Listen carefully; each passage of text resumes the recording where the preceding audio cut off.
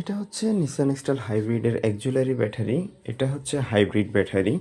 অনেকে hybrid battery fan motor খুঁজেন, যে হাইব্রিড ব্যাটারি ফ্যান মোটর কোথায় থাকে।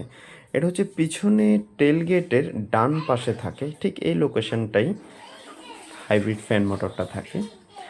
এটা অলরেডি অনেক ময়লা হয়ে আছে, ধুলাবালি দেখা যাচ্ছে হাইব্রিড ফ্যান মোটরের পাখার মধ্যে, দেখতে পাচ্ছেন কালো হয়ে আছে ময়লা।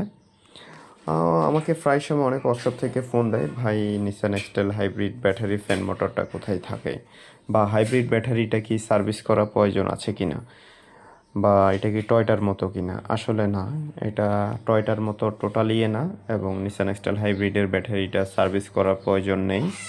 প্রয়োজনে ফ্যান মোটরটা সার্ভিস করে দিবেন, কিন্তু হাইব্রিড ব্যাটারি খুলবেন না। সহজে নিসান এক্সটেল হাইব্রিডের ব্যাটারিটা নষ্ট হয় না, যদি গিয়ার সমস্যা না করে। অনেকে উল্টাপাল্টা কাজ করে হাইব্রিড ব্যাটারিটাকে নষ্ট করে।